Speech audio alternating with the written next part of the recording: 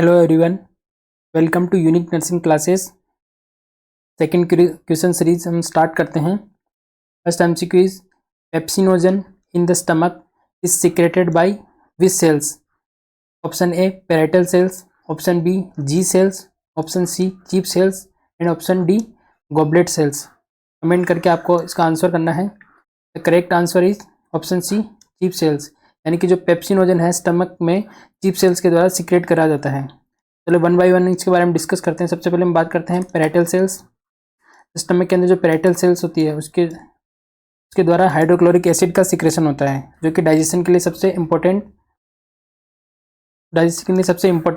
Constituent होता है। Second हम बात करें जी सेल्स के थ्रू गैस्ट्रिन हार्मोन का सिक्रेशन होता है, जो कि सारे डाइजेस्टिव एंजाइम को एक्टिवेट करने का काम करता है।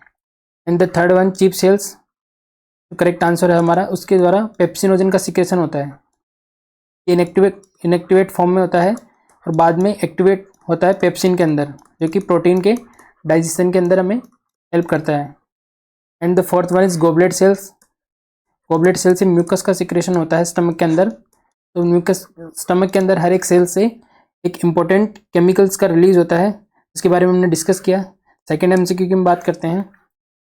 Second MCQ, isolation includes in which level of prevention? Option A primordial prevention, option B primary prevention, option C secondary prevention and option D tertiary prevention.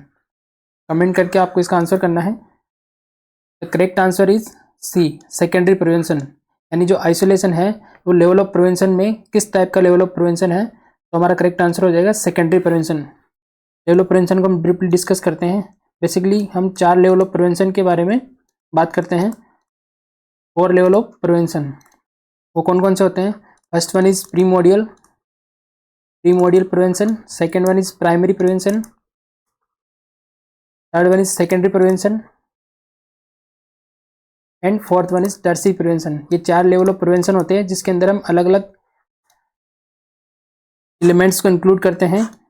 Basically हम बात करें जो अपर के 2 लेवल ऑफ प्रिवेंशन है, ये बिफोर ऑनसेट ऑफ डिजीज, जो भी preventive measure हम यूज करते हैं बिफोर ऑनसेट ऑफ डिजीज, यानी डिजीज के होने से पहले जितने भी हम प्रिवेंटिव मेजर्स यूज करते हैं वो सारे प्राइमोडियल और प्राइमरी प्रिवेंशन के अंदर आते हैं। और सेकेंडरी और टर्सरी के अंदर आफ्टर ऑनसेट ऑफ डिजीज, यानी डिजीज हो गई है पेशेंट के अंदर, उसके बाद में जो भी प्रिवेंटिव मेजर्स हम यूज कर रहे हैं वो सेकेंडरी और टर्सरी के अंदर इंक्लूड होते हैं आफ्टर ऑनसेट ऑफ डिजीज। तो हम यहाँ पे बात कर रहे हैं आइसोलेशन की। आइसोलेशन हम पेशेंट को तब करते हैं जब पेशेंट इन्फेक्टेड हो किसी भी कम्युनिकेबल डिजीज से। तो यहाँ पे डिजीज हो चुकी है पेशेंट को और उसके बाद में हम प्रिवेंटिव मेजर यूज कर रहे हैं ताकि जो इन्फेक्शन है वो स्प्रेड ना हो। तो इसका जो करेक्ट आंसर होगा सेकेंडरी प्रिवेंशन। एक और क्वेश्चन जो लेवल ऑफ प्रिवेंशन में पूछा जाता है क्वारंटाइन का। क्वारंटीन जो होता है वो किस लेवल ऑफ प्रिवेंशन के अंदर इंक्लूड होता है? तो इसका आंसर होगा हमारा प्राइमरी प्रिवेंशन। क्वारंटीन का मतलब होता है किसी हम सस्पेक्टेबल पेशेंट को या सस्पेक्टेबल होस्ट को हम किसी पर्टिकुलर टाइम ड्यूरेशन तक आइसोलेट या क्वारंटीन कर देते हैं। यहाँ पे पेशेंट इन्फेक्टेड नहीं हुआ है, यहाँ पे डिजीज पेशेंट के अंदर नहीं हुई है, तो इसलिए वो प्राइमरी प्रिवेंशन के अंदर इंक्लूड होता है। ये 2 important MCQ exam point of view से बहुत इंपॉर्टेंट। आइसोलेशन सेकेंडरी प्रिवेंशन के अंदर आता है और क्वारंटीन प्राइमरी प्रिवेंशन के अंदर आता है। Next MCQ is pea soup diarrhoea is characteristics of which disease? Option A cholera, option B intussusception, option C Hirschsprung disease, option D typhoid fever. The correct answer is option D typhoid fever. चल के one by one इनके बारे में discuss करते हैं। सबसे पहले हम बात करते हैं कोलेरा। सबके इनके कैरेक्टरिस्टिक्स फीचर होते हैं। इसके अंदर जो हमें डायरिया देखने को मिलता है वो मिलता है rice water stool diarrhoea. Rice water stool हमें देखने को मिलता है। सेकेंड हम बात करते हैं इंटरसेप्शन के अंदर हमें जेली लाइक स्टूल देखने को मिलता है पेशेंट के अंदर। जेली लाइक स्टूल हमें पेशेंट के अंदर देखने को मिलता है। थर्ड वन बात करें हिरस्प्रंग डिजीज के अंदर हमें रिबन लाइक स्टूल देखने को मिलता है, ribbon like stool. And fourth one इसके बारे में बात कर रहे हैं टाइफाइड के अंदर में पी सूप डायरिया पेशेंट के अंदर हम देखने को मिलता है। तो ये 4 एम्स की अलग अलग कैरेक्टरिस्टिक्स फीचर के साथ एग्जाम पॉइंट ऑफ व्यू से बहुत इंपॉर्टेंट है, तो आपको याद रखना है। कोलेरा के अंदर rice water stool, jelly like interception के अंदर स्प्रंग डिजीज के अंदर ribbon like stool, and typhoid के अंदर पी सूप। आपको पी से याद रखना है, टाइफाइड के अंदर पी आता है और पी सूप डायरिया। इस तरीके से आप इसको याद रख सकते हैं। Next MCQ is which type of neuroglia helps in formation of BBB, blood brain barrier. Option A ependymal cells, option B oligodendrocytes, option C astrocytes, option D Schwann cell. Correct answer is astrocyte, option C. One by one इनके बारे में discuss करते हैं। सबसे पहले हम बात करते हैं एपेंडाइमल सेल्स। ये 4 टाइप की न्यूरोग्लिया है जो नर्वस सिस्टम के अंदर हमारे सपोर्टिंग सेल्स का काम करती है। न्यूरॉन का ये सपोर्टिंग का काम करती है, न्यूरोग्लिया होती है स्पेशल टाइप की। तो सबसे पहले हम बात करते हैं एपेंडाइमल सेल का क्या काम होता है। तो हमारा CSF फॉर्मेशन होता है कोरोइड प्लेक्सस के अंदर। हम जब ब्रेन वेंट्रिकल्स के बारे में स्टडी करेंगे तो हर एक ब्रेन वेंट्रिकल्स के अंदर कोरोइड प्लेक्सस प्रेजेंट होता है। वो किससे मिलकर बना होता है? एपेंडाइमल सेल से, यानी CSF के फॉर्मेशन के अंदर एपेंडाइमल सेल्स हेल्पफुल होती है, इसलिए एपेंडाइमल सेल CSF का सिक्रेशन में हेल्पफुल होती है। सेकंड वन हम बात करें ओलिगोडेंड्रोसाइट्स, यानी कि हम नर्वस सिस्टम में बात करें, specially central nervous system. Central nervous system के अंदर न्यूरॉन के माइलिनेशन का जो हेल्प करती है वो ओलिगोडेंड्रोसाइट्स होती है। CNS myelination of neuron, CNS central nervous system के अंदर न्यूरॉन के माइलिनेशन में हेल्पफुल होती है oligodendrocytes. Third one astrocytes, blood brain barrier. जो ब्रेन के अंदर ब्लड ब्रेन बैरियर बनता है उसका फॉर्म कौन करता है? फॉर्मेशन करता है astrocytes. And fourth one is Schwann cell. Schwann cell PNS के अंदर, या हम बात करते हैं ओलिगोडेंड्रोसाइट CNS के अंदर, और स्वान सेल PNS के अंदर माइलिनेशन के लिए हेल्पफुल होती है, myelination of neuron in PNS। तो ये 4 अलग अलग टाइप की न्यूरोग्लिया होती है जिनके अलग अलग इंडिविजुअल फंक्शन होते हैं, और सिंगल वन लाइनर MCQ जिनके अंदर बार बार पूछे जाते हैं, आपको याद रखना है। Next MCQ is which are the positive symptom of schizophrenia except. Option A auditory hallucination, option B delusional thinking, option C bizarre behaviour, option D anhedonia.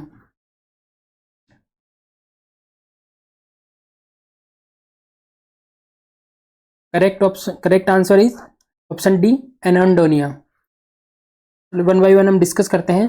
Schizophrenia एक साइकेट्रिक डिसऑर्डर है जिसके अंदर स्पेशली हम सिम्टम्स को 2 categories के अंदर हम divide करते हैं, पॉजिटिव सिम्टम, नेगेटिव सिम्टम। हम देखते हैं पॉजिटिव और नेगेटिव सिम्टम कौन कौन से सिजोफ्रेनिया के अंदर हम देखने को मिलता है।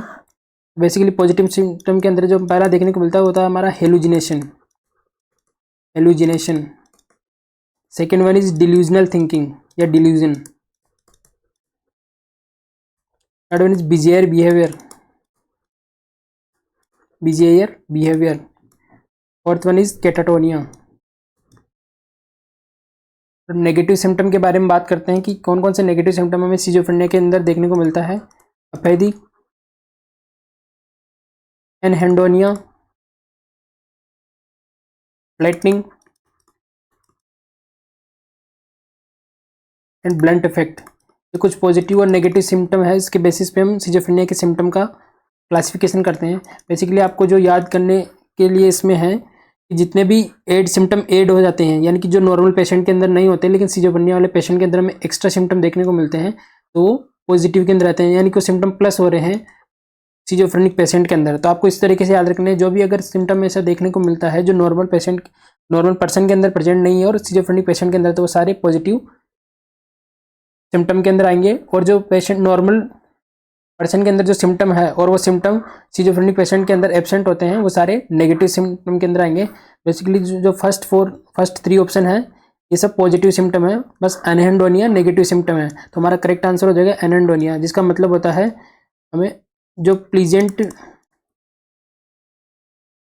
प्लीजेंट इमोशन है ये सिजोफ्रेनिक पेशेंट के अंदर एब्सेंट होता है, यानी कि जो खुशी वाला जो भाव नॉर्मल पेशेंट के अंदर होता है उसका एब्सेंस होता है किसके अंदर? सिजोफ्रेनिक पेशेंट के अंदर। उसको हम क्या बोल देंगे? Anhedonia, absence of pleaser emotion, उसको हम बोल देंगे एनहेडोनिया। नेक्स्ट क्वेश्चन की हम बात करते हैं। Insulin is secreted by which type of pancreatic cells. Option A alpha cells, option B beta cells, option C delta cells, option D F sales.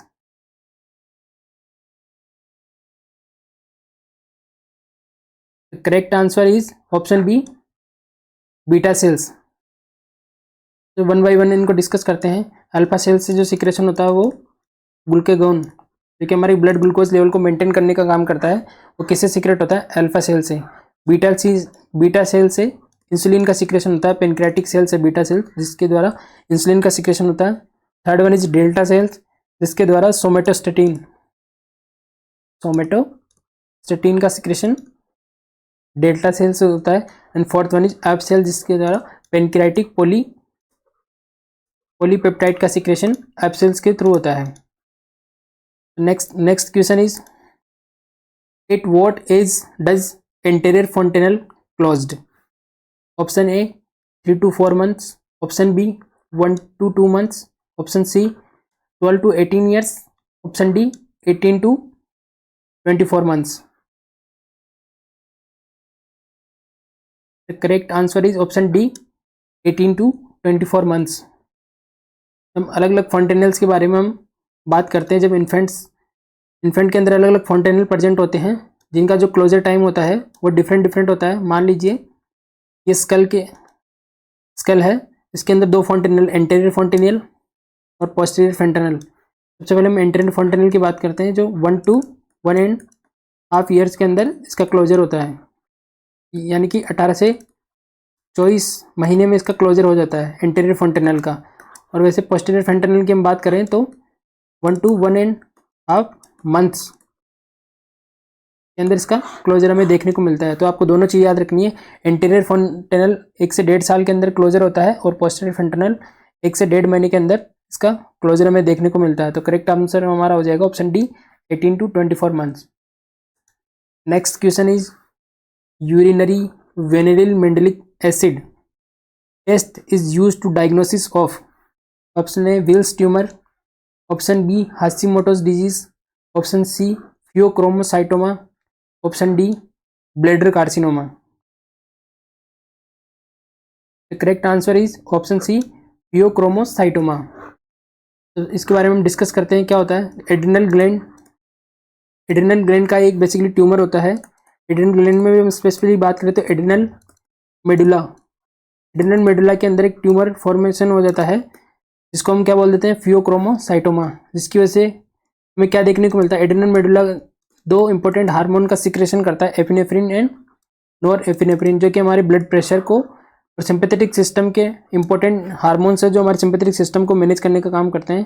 Pheochromocytoma के अंदर ट्यूमर बनने की वजह से एपिनेफ्रिन और नॉरएपिनेफ्रिन का सिक्रेशन नॉर्मल लेवल से ज़्यादा होने लग जाता है ब्लड के अंदर। और जब एपिनेफ्रिन और नॉरएपिनेफ्रिन मेटाबोलाइज होते हैं ब्लड के अंदर, उनका जो एंड प्रोडक्ट बनता है वो बनता है VMA, जो हमें क्वेश्चन में पूछा गया है, वेनिलिन मेंडेलिक एसिड। तो यूरिन के अंदर इसका जो लेवल है इस कंडीशन के अंदर में बढ़ा हुआ मिलेगा। तो हमारा करेक्ट आंसर हो जाएगा, यानी कि स्पेशली ये पूछ रहा है क्वेश्चन कि यूरिनरी मेंडेलिक एसिड टेस्ट हमें किस डिजीज़ को डायग्नोस करने के लिए हमें ये टेस्ट करते हैं। तो हमारा आंसर हो जाएगा फियोक्रोमोसाइटोमा, यानी कि एड्रिनल ग्लैंड का ट्यूमर है, जिसके अंदर एपिनेफ्रिन और नॉरएपिनेफ्रिन का सिक्रेशन नॉर्मल लेवल से ज़्यादा हो जाता है और उनके मेटाबोलाइट्स वेनिलिन मेंडेलिक एसिड को हम यूरिन के अंदर हम डिटेक्ट करने की कोशिश करते हैं, जिनका नॉर्मल लेवल से ज़्यादा लेवल हमें देखने को मिलता है, और इसी को हम बोल देते हैं VMA इंक्रीज लेवल। तो हमारा करेक्ट आंसर इज फियोक्रोमोसाइटोमा। एक और टेस्ट इसके लिए किया जाता है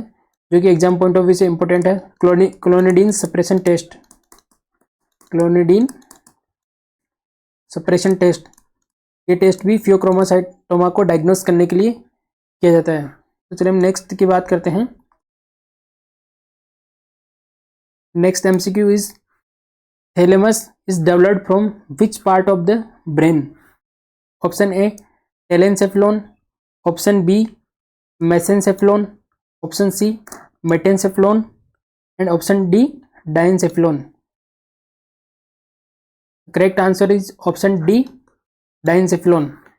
वन बाय वन इनके बारे में बात करते हैं। सबसे पहले हम बात करते हैं टेलेनसेफ्लॉन। बेसिकली ये क्लासिफिकेशन है नर्वस सिस्टम का, जिसके अंदर हम अलग अलग नर्वस सिस्टम में अलग अलग पार्ट से हमें अलग अलग स्ट्रक्चर का डेवलपमेंट हमें देखने को मिलता है। सबसे पहले हम टेलेनसेफ्लॉन की बात करें तो इसके थ्रू जो स्ट्रक्चर फॉर्म होती है वो होता है हमारा सेरिब्रम, यानी टेलेनसेफ्लॉन से सेरिब्रम का डेवलपमेंट होता है।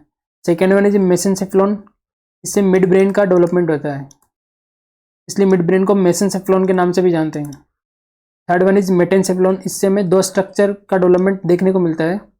First one is pons and second cerebellum. And diencephalon से हमें जो स्ट्रक्चर हमें देखने को मिलती है, जिसका फॉर्मेशन होता है, उसके अंदर thalamus, hypothalamus, metathalamus and epithalamus, ये चार स्ट्रक्चर हमें डायनसेफ्लॉन के डेवलपमेंट से देखने को मिलती है।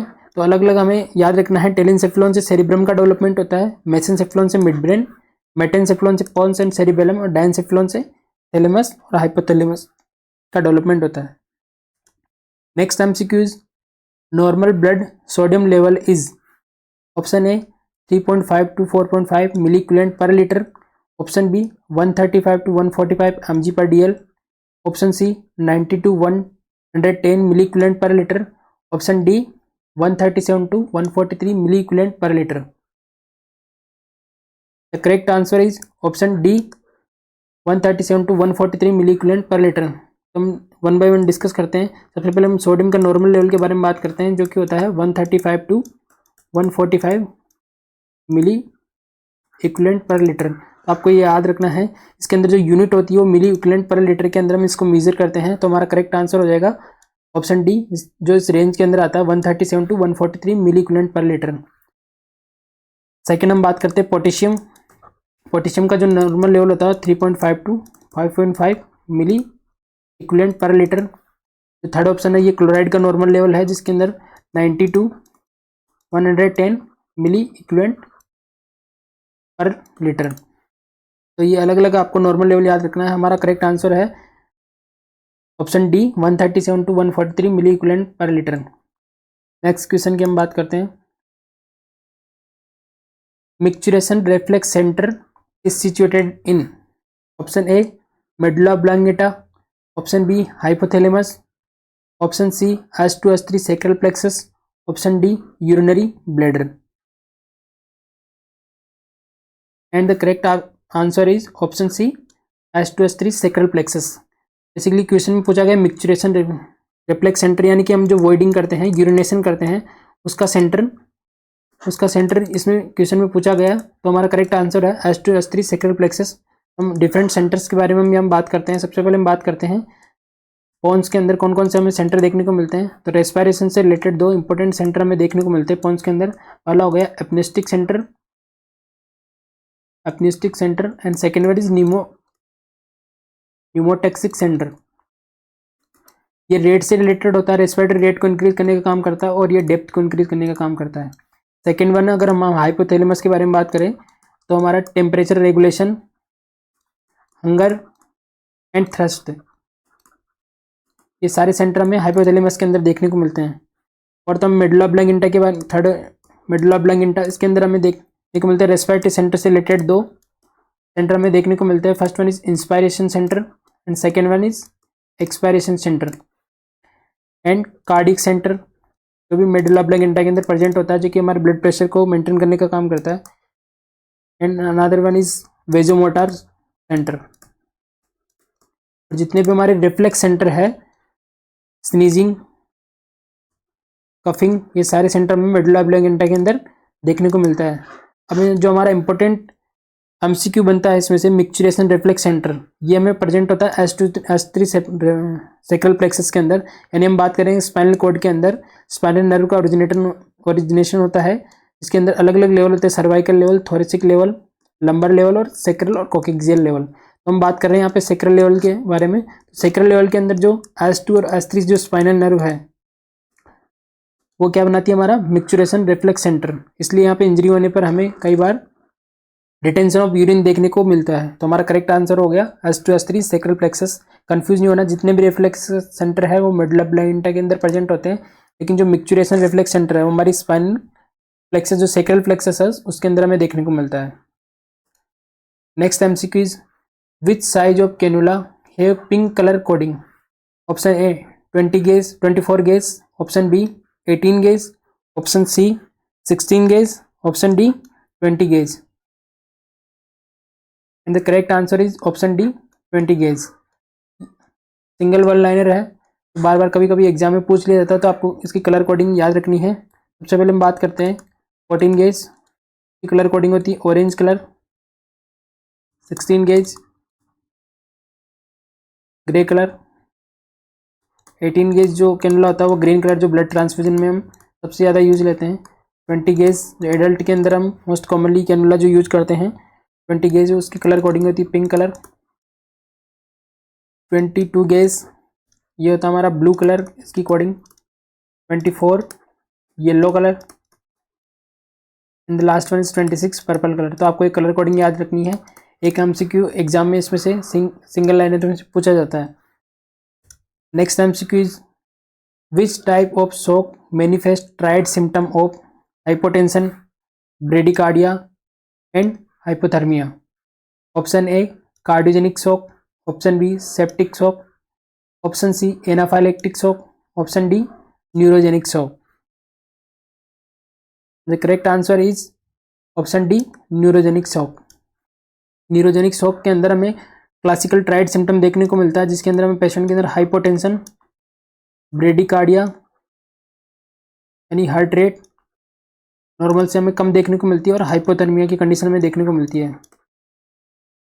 बेसिकली इसमें जो हमें याद रखना है, जितने भी हम शॉक के टाइप पढ़ते हैं उसके अंदर हमें जो दो सिम्टम देखने को मिलते हैं क्लासिक, जो हर शॉक में हमें देखने को मिलता है, हाइपोटेंशन एंड टेकिकार्डिया। लेकिन सिर्फ एक न्यूरोजेनिक शॉक है जिसके अंदर हमें ब्रेडिकार्डिया देखने को मिलता है।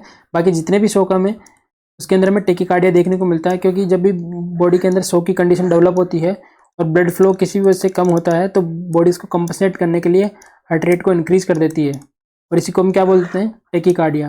लेकिन न्यूरोजेनिक शॉक में स्पाइनल कॉर्ड में इंजरी होती है T6 लेवल या इससे ऊपर वाले लेवल पे, जिसकी वजह से जो पैरासिम्पेथेटिक सप्लाई है उसको डैमेज हो जाता है, और उसको कंपनसेट करने के लिए जो न्यूरल कंट्रोल होता है उसका डैमेज हो जाता है। उसकी वजह से हमें टेकिकार्डिया देखने को नहीं मिलता है और ब्रेडिकार्डिया में देखने को मिलता है। आपको याद रखना है केवल एक शॉक है न्यूरोजेनिक शॉक, जिसके अंदर हमें ब्रेडिकार्डिया देखने को मिलता है। बाकी जितने भी शॉक है उसके अंदर हमें हाइपोटेंशन के साथ टेकिकार्डिया में देखने को मिलता है कंपनसेटरी मैकेनिज्म के लिए। The next question is the female organ is also called as option A uterus, option B breast, option C ovary and option D vagina. And the correct answer is option C ovary. तो female organ की हम बात करते हैं, female organ ovary को female organ भी हमें बोला जाता है। बाकी जितने भी ऑर्गन्स होते हैं वो सारे सेकेंडरी ऑर्गन्स के अंदर काउंट होते हैं। हम बात करें यूट्रस, ब्रेस्ट और वेजाना, ये सारे सेकेंडरी ऑर्गन है। बाकी जो हम ओवरी की बात करें तो ये प्राइमरी ऑर्गन है, तो इसी को हम क्या बोल देते हैं, फीमेल ऑर्गन। इससे रिलेटेड जो क्वेश्चन पूछा जाता है फीमेल हार्मोन, फीमेल हार्मोन क्या हो गया हमारा, estrogen hormone, and male hormone is testosterone and male organ is testis. तो आपको ये याद रखना है। गैमेट्स की अगर हम बात करें तो जो फीमेल है उसके अंदर गैमेट्स होता है ओव्यूम, एंड मेल के अंदर जो गैमेट्स होता है स्पर्म। चलिए नेक्स्ट क्वेश्चन की हम बात करते हैं। Which is the first stage of puberty according to Tanner and Marshall. Option A thelarche, option B menarche, option C pubarche and option D adrenarche. And the correct answer is option C, correct answer is option A thelarche. तो इसके बारे में बात करें, tenor और martial ने 5 stage दी थी puberty की, यानी प्यूबर्टी के डेवलपमेंट की उन्होंने 5 स्टेज दी थी, जो 1 by 1। तो सबसे पहले हम बात करते हैं थैलार्की, जो फर्स्ट स्टेज दी थी उन्होंने प्यूबर्टी की होती थैलार्की, यानी कि ब्रेस्ट डेवलपमेंट। फीमेल के अंदर ब्रेस्ट डेवलपमेंट फर्स्ट स्टेज होती है प्यूबर्टी की, उसको हम क्या बोल देते हैं, थैलार्की। सेकेंड में हम बात करते हैं एड्रेनार्की। एड्रेनार्की का मतलब होता है एक्सिलरी हेयर का development, axillary hair development. And third one is pubarche. Pubarche का मतलब होता है प्यूबिक हेयर का development. And fourth stage is increase height, and the last one is menarche. तो इम्पोर्टेंट चीज़ इसमें आपको याद रखनी है, हमें कन्फ्यूजन होता है, हम प्यूबर्टी में फर्स्ट स्टेज मेनार्की कंसिडर करते हैं, लेकिन जो करेक्ट आंसर है टेनर और मार्शल के स्टेज के अकॉर्डिंग जो हमारा करेक्ट आंसर होगा वो थेलार्की है। मेनार्की सबसे लास्ट स्टेज ऑफ प्यूबर्टी है। तो हमारा अगर क्वेश्चन बनता है कि लास्ट स्टेज ऑफ प्यूबर्टी है तो मेनार्की का मतलब होता है first menstruation cycle. First menstruation cycle को हम क्या बोल देते हैं? Menarche. Next question is what is the remnant structure of umbilical artery? Option A ligamentum arteriosum, option B ligamentum venosum, option C ligamentum teres, option D median umbilical teres. The correct answer is option D median umbilical teres. सबसे पहले हम question को समझने की कोशिश करते हैं। What is the remnant structure of umbilical artery? Remnant का मतलब होता है, अगर हिंदी में बात करें तो जो बचा हुआ, शेष बचा हुआ, यानी जब फिटोप्लेसेंटल सर्कुलेशन होता है, यानी कि एम्ब्रियोनिक डेवलपमेंट में फिटस के अंदर कुछ बाईपास चैनल प्रेजेंट होते हैं, और आफ्टर बर्थ ये बाईपास चैनल क्लोज हो जाते हैं, और उन क्लोज स्ट्रक्चर को हम क्या बोलते हैं? Remnant structure. तो अलग अलग जितने बाईपास चैनल होते हैं इनका सबका अलग अलग एक रिमेनेंट स्ट्रक्चर प्रेजेंट होता है। हम देखते हैं कौन कौन से होता है। सबसे पहले हम बात करते हैं डक्टस आर्टरियोसस। डक्टस आर्टरियोसस एक बाईपास चैनल होता है ड्यूरिंग एम्ब्रियोनिक डेवलपमेंट फिटस के अंदर, और बाद में आफ्टर बर्थ ये क्लोज हो जाता है। इसको हम बोल देते हैं लिगामेंटम। हमारा फर्स्ट ऑप्शन वो हो गया हमारा लिगामेंटम विनोसम। सेकंड हम बात करें फर्स्ट हो गया लिगामेंटम आर्टरियोसम। सेकंड हम बात करें लिगामेंटम विनोसम, ये बिफोर बर्थ होता है डक्टस विनोसस, यानी कि बिफोर बर्थ जब प्रेगनेंसी में जब फिटस के अंदर जो बाईपास चैनल होता है वो डक्टस विनोसस दो वेन के बीच में प्रेजेंट होता है। वैसे डक्टस आर्टरियोसस दो आर्टरीज के बीच में प्रेजेंट होता है। ये बाद में आफ्टर बर्थ ये क्लोज हो जाता है, उसको क्या बोलते हैं? Remnant structure. तो डक्टस विनोसस की रिमेनेंट स्ट्रक्चर हो गई लिगामेंटम विनोसस। वैसे हम बात करते हैं लिगामेंटम टेरेस, ये किसका रिमेनेंट स्ट्रक्चर है? ये हो गया हमारा अम्बिलिकल वेन, यानी कि अम्बिलिकल वेन जो फिटस डेवलपमेंट के टाइम प्रेजेंट होती है वो बाद में क्लोज हो गया लिगामेंटम टेरेस में कन्वर्ट हो जाती है। एंड फोर्थ वन जो हमारा करेक्ट आंसर है umbilical artery. After birth umbilical artery की जो रिमेनेंट स्ट्रक्चर है वह है मीडियन अम्बिलिकल टेरेस। तो ये इंपॉर्टेंट एमसीक्यू आपको याद रखना है। इसके बारे में एक और इम्पोर्टेंट, सबसे पहले जो फर्स्ट जो बाईपास चैनल होता है जो क्लोज होता है आफ्टर बर्थ, वो कौन सा? हमारा अम्बिलिकल आर्टरी, जो मीडियन अम्बिलिकल टेरेस के अंदर कन्वर्ट होता है। Next MCQ is expulsion of fetus is occurs in which stage of labour? Option A first stage, option 2 second stage, option 3 third stage, option D fourth stage. And the correct answer is option B second stage. हम बात करते हैं यहाँ पे labour की। Question हमारा ये था कि फिटस का जो एक्सपल्जन है वो लेबर की किस स्टेज के अंदर होता है, यानी कि सेकंड स्टेज के अंदर होता है। हम अलग अलग स्टेज के बारे में बात करते हैं, first stage, second, third stage. हर एक स्टेज के अंदर स्पेसिफिक इवेंट्स होते हैं लेबर की। सबसे पहले हम बात करते हैं फर्स्ट स्टेज। फर्स्ट स्टेज के अंदर हमें सर्वाइकल डायलेशन और लेबर पेन देखने को मिलता है, यानी कि स्टार्टिंग होती है इसकी लेबर पेन से और एंडिंग होती है सर्वाइकल डायलेशन से। हमारी फर्स्ट स्टेज के अंदर दो इंपॉर्टेंट एलिमेंट हो गए। सेकेंड वन हम बात करते हैं, सेकेंड स्टेज स्टार्टिंग होती है कंप्लीट सर्वाइकल डायलेशन से, और एंड होती है एक्सपल्जन ऑफ फिटन से, यानी कि सेकेंड स्टेज के अंदर जो हमारा फिटर है यानी डिलीवरी है वो हो जाती है सेकेंड स्टेज के अंदर। एक्सपल्जन ऑफ फिटस यानी डिलीवरी की स्टेज कौन सी होगी? Second stage.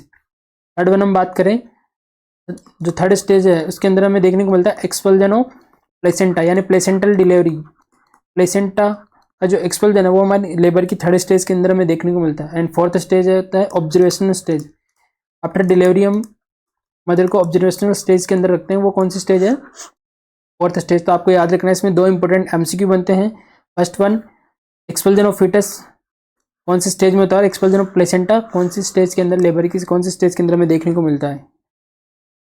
Next MCQ is which position is provided in increase ICP, यानी कि आईसीपी अगर बढ़ जाता है तो उसके अंदर हम पेशेंट को कौन सी पोजीशन प्रोवाइड करते हैं। Option A left lateral position, option B high Fowler's position, option C Trendelenburg position, option D reverse Trendelenburg position. And the correct answer is option D reverse Trendelenburg position. मान लीजिए एक patient है, इसके अंदर किसी भी ईटियोलॉजी की वजह से उसका आईसीपी प्रेशर जो है वो इंक्रीज हो रहा है। नॉर्मल आईसीपी प्रेशर होता है वो 8 to 15 mmHg होता है। नॉर्मल आईसीपी होता है 8 to 15 mmHg। या किसी वजह से आईसीपी का इंक्रीज हो रहा है तो हम पेशेंट को कौन सी पोजीशन प्रोवाइड करेंगे? सबसे पहले हम बात करें ट्रेंडलबर्ग पोजीशन, यानी कि पेशेंट का जो हेड लेवल है वो फीट लेवल से नीचे की तरफ होगा और कुछ इस तरीके की पोजीशन को हम बोल देते हैं ट्रेंडलबर्ग पोजीशन। लेकिन जो हमारा करेक्ट आंसर है रिवर्स ट्रेंडलबर्ग पोजीशन, हम देखते हैं इसके अंदर पेशेंट का जो हेड लेवल है वो फीट लेवल से अपर साइड में होता है। कुछ इस तरीके से हम पेशेंट को पोजीशन प्रोवाइड कराते हैं ताकि जो ब्लड फ्लो है वो कम से कम ब्रेन की तरफ कम से कम वीनस रिटर्न हो और उससे हमारा आईसीपी डिक्रीज होने के चांसेस होते हैं। हमें आईसीपी को डिक्रीज करना है तो हमें पोजीशन प्रोवाइड करानी है रिवर्स ट्रेंडलबर्ग पोजीशन, ताकि कम से कम ब्लड फ्लो ब्रेन की डायरेक्शन में हो और हमारा आईसीपी है नॉर्मल लेवल पे आ जाए। तो हमारा करेक्ट आंसर होगा रिवर्स ट्रेंडलबर्ग पोजीशन आईसीपी के अंदर। Next MCQ is golden colour of amniotic fluid is indicates which condition, यानी एमनेटिक फ्लूइड का जो गोल्डन कलर है वो किस कंडीशन को इंडिकेट कर रहा है? Option A fetal distress, option B intrauterine death, option C post maturity, option D RH incompatibility. The correct answer is option D RH incompatibility. हम डिफरेंट हम इसमें बात करते हैं। सबसे पहले फीटल डिस्ट्रेस में हमें एमनेटिक फ्लूइड का कौन सा कलर हमें देखने को मिलता है? सबसे पहले हम बात करते हैं ग्रीनिश, यानी जो एमनेटिक फ्लूइड है अगर इसका ग्रीनिश कलर हमें देखने को मिल रहा है तो किस बात का इंडिकेशन है? वो फीटल डिस्ट्रेस, यानी फीटल को डिस्ट्रेस की कंडीशन डेवलप हो गई है। ये किस केस में देखा जाता है? मेकोनियम, जब फीटस होता है मेकोनियम पास कर देता है, मेकोनियम बोलते हैं फर्स्ट टूल को, और इसकी वजह से फीटल का रेस्पिरेशन डिस्ट्रेस देखने को मिलता है। इसलिए हम ग्रीनिश, मेकोनियम का जो नॉर्मल कलर होता है वो ग्रीनिश कलर होता है। तो अगर एमनेटिक फ्लूइड के अंदर ग्रीनिश कलर हमें देखने को मिल रहा है तो ये फीटल डिस्ट्रेस को शो करता है। सेकेंड वन, इंट्रायूट्राइन डेथ के अंदर हमें डार्क रेड या टोबैको कलर हमें देखने को मिलता है। इंट्रायूट्राइन डेथ हो गई है अगर फीटस की तो हमें एमनेटिक फ्लूइड का जो कलर देखने को मिलेगा वो डार्क रेड या टोबैको कलर देखने को मिलता है। Third one is post maturity. Post maturity के अंदर जो हमें कलर देखने को मिलता है वो ग्रीनिश येलो या फिर इसी को हम बोल देते हैं सेफ्रॉन कलर। सेफ्रॉन कलर हमें एमनेटिक फ्लूइड का कलर जो देखने को मिलेगा वो पोस्ट मेच्योरिटी के अंदर देखने को मिलता है। And fourth one is RH incompatibility. इसके अंदर हमें देखने को मिलेगा गोल्डन कलर एमनेटिक फ्लूइड। तो ये चारों एमसीक्यू आपको याद रखने हैं। Golden colour amniotic fluid RH incompatibility के अंदर देखने को मिलता है। Next MCQ is which nursing principle means is obligation to do and causes no harm to patient? Option A non beneficence, option B fidelity, option C veracity and option D non maleficence. And the correct answer is option D non maleficence. यानी कि जो question पूछ रहा है कि nursing principal कि कौन से प्रिंसिपल का मतलब होता है कि पेशेंट को हमें जो काम दिया गया उसे करना है और पेशेंट को कम से कम हार्म करना है। हमें पेशेंट हमारे जो एफर्ट्स है उसके द्वारा पेशेंट को कोई भी हार्म नहीं पहुंचे। तो वो प्रिंसिपल किसके अंदर आता है? हमारा नॉन माल एफिशिएंस के अंदर। कुछ नर्सिंग के प्रिंसिपल होते हैं जैसे कि अंदर ऑटोनॉमी का अंदर होता है इंडिविजुअलिटी, यानी कोई भी काम जो हमें दिया गया है उसको हम करने के लिए कितने सक्षम हैं, इंडिपेंडेंटली हम कर पा रहे हैं, तो यानी इंडिपेंडेंसी को हम बोल देते हैं ऑटोनॉमी। उसके बाद हम बात करते हैं फिडेलिटी क्या होता है? कोई भी कमिटमेंट अगर हम पेशेंट को करते हैं उसको हम पूरा कर पा रहे हैं या नहीं पा रहे तो उसको उस प्रिंसिपल को हम क्या बोल देंगे? कमिटमेंट या Fidelity. Third one is veracity का मतलब होता है ट्रूथफुलनेस, यानी कि हम अपने पेशेंट के लिए कितना ट्रूथफुल है, यानी कि कितना हम उस पेशेंट को हम सच बता रही है। साइकेट्रिक पेशेंट के लिए सबसे ज़्यादा मोस्ट इंपॉर्टेंट प्रिंसिपल है जब हम कमिटमेंट करते हैं पेशेंट को। साइकेट्रिक पेशेंट के लिए सबसे ज़्यादा इंपॉर्टेंट होता है कमिटमेंट वाला जो नर्सिंग प्रिंसिपल होता है, एंड ट्रूथफुलनेस एंड नॉन बेनिफिशियंस कोई प्रिंसिपल नहीं होता। जो इससे रिलेटेड प्रिंसिपल होता है वो बेनिफिशियंस होता है। ये कंफ्यूज करने के लिए ऑप्शन दिया गया है। बेनिफिशियंस का मतलब होता है कि हमारी जो भी एफर्ट है वो डायरेक्टेड होने चाहिए पेशेंट के बेनिफिट की ओर, यानी कि जो भी हम एफर्ट कर रहे हैं वो पेशेंट के बेनिफिट में जाने चाहिए। तो ये कुछ प्रिंसिपल है तो एग्जाम पॉइंट ऑफ व्यू से इंपॉर्टेंट है, आपको याद रखना है। मोस्ट इंपॉर्टेंट जो है नॉन मालेफिशियंस, यानी कि हमारे जितने भी एक्ट है उससे किसी भी प्रकार के पेशेंट को कोई भी हार्म या कोई भी हानि पहुंचनी नहीं चाहिए, उसको हम क्या बोल देते हैं, non मालेफिशियंस।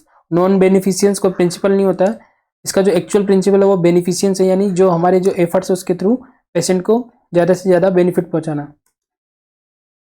Next MCQ is psychosocial development theory is given by option A Sigmund Freud, option B Erik Erikson, option C Jean Piaget, option D Ivan Pavlov. And the correct answer is option B Erik Erikson. हम यहाँ बात करें psychosocial development को, psychiatric की अलग अलग theories दी गई है। तो हम सबसे पहले बात करें सिगमंड फ्रूड ने कौन सी थ्योरी दी थी, वो दी थी हमने साइको सेक्सुअल थ्योरी। इसकी अलग अलग स्टेज बताई थी, ओरल, एनल, फेलिक, लेटेंसी स्टेज। तो वो किसने दी थी, सिगमंड फ्रूड ने। इरिक इरिक्सन ने